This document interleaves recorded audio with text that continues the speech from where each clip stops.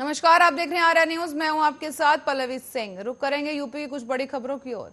तो बता दें, उत्तर प्रदेश के बस्ती से एक खबर सामने आई है जिसके चलते सरयू नदी के खतरे के निशान के ऊपर बहने की खबर है।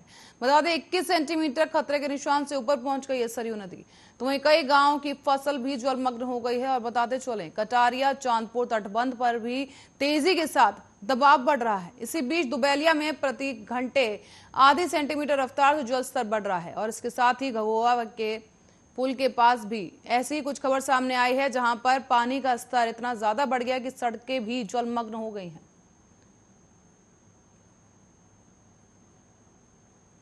वहीं रुक करेंगे अगली खबर की ओर। मैनपुरी में थाना बिछुआ गांव अंजनी में शाम को एक युवक मंदिर के पास से गुजर रहा था कि तभी विद्युत खंभे में आ रहे करंट की चपेट में आने से युवक की दर्दनाक मौत हो गई है। जब तक परिजन अस्पताल लेकर जाते उसकी मौत हो चुकी थी। थाना क्षेत्र गांव के अंजनी निवासी धूरी सिंह का 30 वर्षीय पुत्र भोगी राम रविवार को शाम को मंदिर जा रहा था कि तभी पास से गुजरते वो करंट की चपेट में आ गया। बता दें, वहां लगे एक विद्युत पोल को वो छू गया और पोल में बिजली के टूटे तार के संपर्क में आकर करंट प्रवाहित हो रहा था, जिसकी चपेट में आकर भोगीराम की घटनास्थल पर ही मौत हो गई। परिजनों की ओर से तहरीर मिलने के बाद सोमवार को पोस्टमार्टम कराया गया है।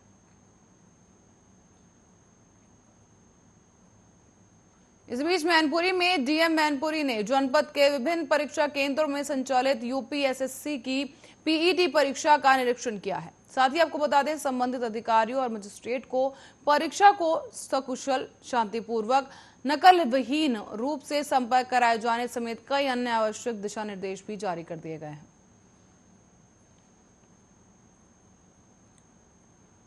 और इसी बीच बाराबंकी में शारदा सहायक नहर में घड़ियाल देखा गया, जिसके बाद से ही ग्रामीणों में दहशत का माहौल है।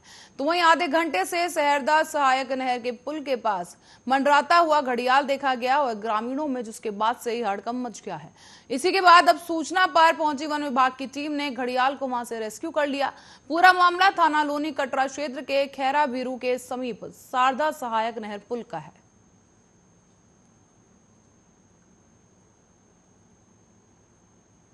और इसी बीच बढ़ेंगे अगली खबर की ओर, जहां मेरठ में 9 साल के एक बच्चे का अपहरण करने के बाद अपहरणकर्ताओं ने बच्चे को खून निकालकर उसे छोड़ दिया है। मेरठ के पल्लवपुरम के रहने वाले एक परिवार के बच्चे के साथ यह हादसा हुआ है, जहां बच्चा अपने दोस्त के घर कॉपी लेने के काम से गया था, मगर पास में ही खड़े 2 युवकों ने पिस्तौल के बल पर उसका अपहरण कर लिया। उसको पास के ही जंगलों में ले जाया गया, जहां पहले से ही कुछ और बच्चे भी मौजूद थे। अपहरणकर्ताओं ने उसको कुछ भी बांधकर उसका ब्लड निकालकर उसको उसके घर के पास ही छोड़कर चले गए।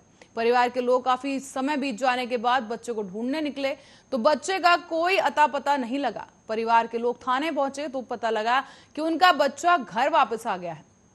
जब बच्चा घर वापस आया तो उसने बताया कि वो सबको हैरत में डाल दिया। बता दें, बच्चे ने बताया कि मुझे 2 लोग पिस्तौल के बल पर मोटरसाइकिल पर बिठाकर जंगलों में कहीं ले गए।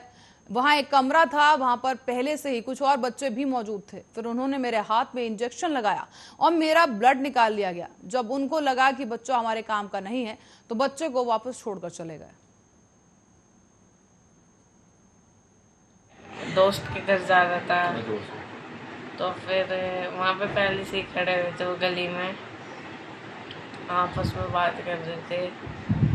तो फिर जब मैं जा रहा था तो उन्होंने कहा नारायण कॉलोनी पे आ जा। तो फिर एक मेरे पीछे पीछे आया और एक बाइक लेके पीछे चला गया। और उनके पास गन थी, इसलिए मैं भाग भी नहीं पाया। फिर उन्होंने वहाँ से खेतों के रास्ते से मुझे लावड़ रोड तक पहुँचाया। उसके बाद वहाँ पर बाइक खड़ी थी पहले से ही। उसके बाद उस पर बिठा के थोड़ा सा आगे जाके आँखों पे पट्टी बांध दी। उसके बाद मुझे नहीं पता वो कहाँ ले गए मुझे। उसके बाद उन्होंने बाद में जब आ रहे थे तो आगे वाला तेज चला रहा था, तो पीछे वाला कह रहा था कि क्यों तेज चला रहा था। आगे वाला कह रहा था कि इतनी मेहनत करी फिर भी प्लान चौपट हो गया। आगे बढ़ेंगे। मेरठ में पुलिस ने बड़ी कार्रवाई करते हुए रेलवे रोड थाना क्षेत्र के मुछेरान में स्मैक माफिया तस्लीम के घर पर छापा मारा है। जब माफिया रेलवे रोड और सदर थाने से वांछित चल रहा है। बता दें, रेलवे रोड पुलिस ने स्मैक माफिया के घर की कुर्की कर ली है और पुलिस का दावा है कि माफिया के घर पर स्मैक, चरस और अन्य नशे का सामान काफी मात्रा में रखा रहता था। कुर्की के दौरान हालांकि घर पर नशे का सामान नहीं मिला। पुलिस ने बताया कि आरोपी के घर में एक तहखाना बना हुआ है। इसमें उसने एक कमरा बना रखा है और पुलिस का दावा है कि वहां तहखाने में नशे का सामान छुपा देता था।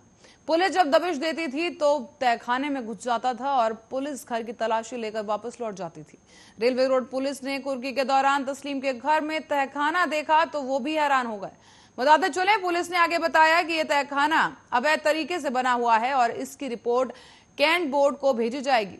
पुलिस तस्लीम का सामान लेकर वापस लौट गई। पुलिस ने बताया कि तस्लीम शातिर अपराधी है और वो गरीब लोगों को पहले नशे के आदी बनाता है और फिर उनसे नशे का सामान बिकवाता है। उसका कई जनपदों में नेटवर्क फैला हुआ है। साथ ही पुलिस ने कहा कि फरार तस्लीम के साथ उसके साथियों की भी तलाश की जा रही है। ये तस्लीम नाम का एक अपराधी है, थाना रेल रोड का रहने वाला है और इसके बारे में यही जानकारी है कि ये नशीली दवाइयों का ये व्यापार करता है, नशीले पदार्थों का।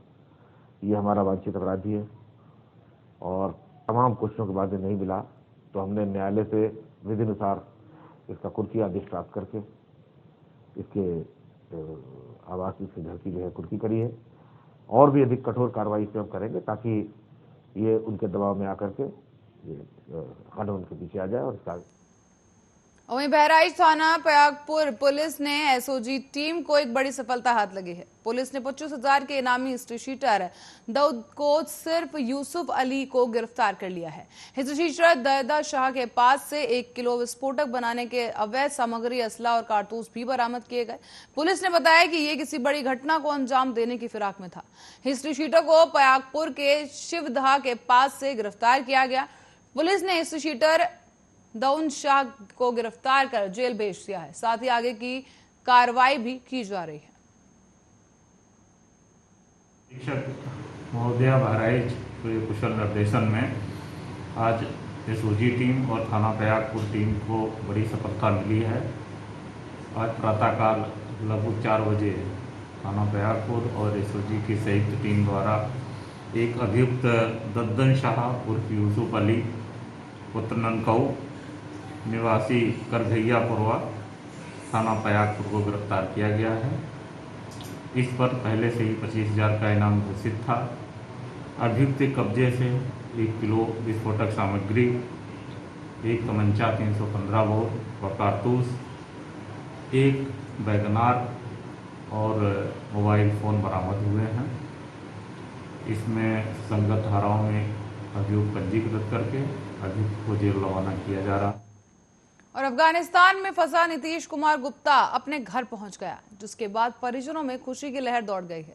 बताते चले, इस समय जहां अफगानिस्तान में माहौल खराब चल रहा है, उसी वक्त तालिबान का कहर भी वहां पर देखने को मिल रहा है। इसी बीच अफगानिस्तान में काफी दिनों से फंसा देवरिया जिले के बलुआनी गांव का निवासी नीतीश कुमार गुप्ता अपने घर वापस लौट आने के बाद परिजनों और ग्रामीणों के बाद वहां पर खुशी की लहर दौड़ गई है।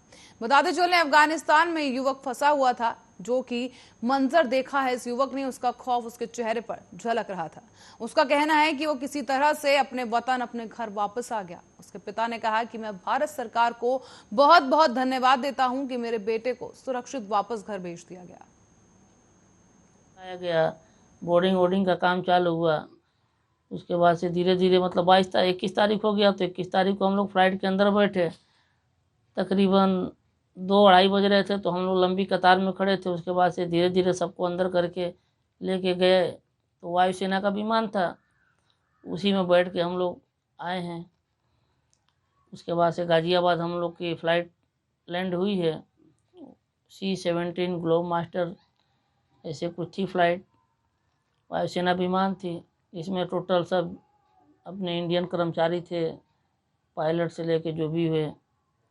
बहुत बहुत शुक्रिया गवर्नमेंट का भी और अमित कुमार जी का भी। सबके सहयोग से हम आज यहाँ पे अपने इंडिया भारत पहुँचे, अपने घर हैं, कोई प्रॉब्लम परेशानी नहीं है हमें। हम बहुत और मंगलवार को सिवालखास विधानसभा के चुनीखुर्द गांव में करीब 53 करोड़ रुपए की लागत से बनने वाली मल्टी सुपर स्पेशलिटी हॉस्पिटल का शिलान्यास करने के लिए शिवपाल सिंह यादव वहां पहुंचे। पूर्व कैबिनेट मंत्री और प्रसपा के राष्ट्रीय अध्यक्ष शिवपाल सिंह यादव ने गंगनहर के पास मैदान में जनसभा को संबोधित करते हुए कहा कि प्रदेश में उनकी सरकार बनते ही बीए पास बेरोजगार युवाओं को 5 लाख रुपए देकर रोजगार मुहैया कराया जाएगा।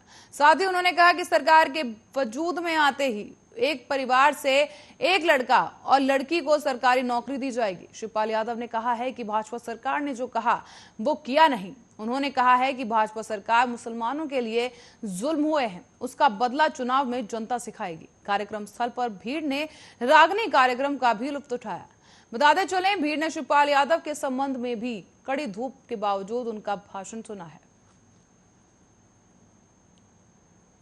और मैनपुरी में तेज बारिश का कहर लगातार देखने को मिल रहा है, जिसके चलते अब मैनपुरी में तेज बारिश से जनजीवन अस्त व्यस्त हो गया है। मैनपुरी में तेज हवाओं के साथ हुई जोरदार बारिश से कुसुमरा मैनपुरी रोड पर कचहरी स्टेशन के पास आगे रोड पर गिरा पेड़ गिर गया है, जिसकी वजह से आवागमन बाधित हो गया। तो वहीं राहगीर भी इस दौरान काफी परेशान नजर आए और घंटों जाम लगा रहा, जिसके बाद ग्रामीणों ने कुल्हाड़ी से पेड़ को काट कर रास्ता साफ किया है।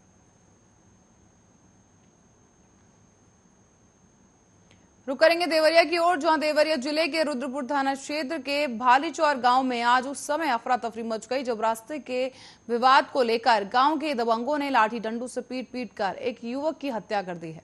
बताया जाता है कि गांव के रामप्रीत निषाद और विजय बहादुर विश्वकर्मा के बीच रास्ते को लेकर काफी दिनों से विवाद चल रहा था और आज अचानक आरोपी विजय बहादुर विश्वकर्मा ने अपने समर्थकों के साथ लाठी डंडों से लैस होकर रामप्रीत निषाद पर हमला बोल दिया है और पीट कर उसे जान से मार डाला। सूचना मिलते ही पुलिस अधीक्षक डॉक्टर श्रीपति मिश्रा समेत भारी संख्या में पुलिस फोर्स भी मौके पर पहुंच गई और आक्रोशित ग्रामीणों पर काबू पाया गया।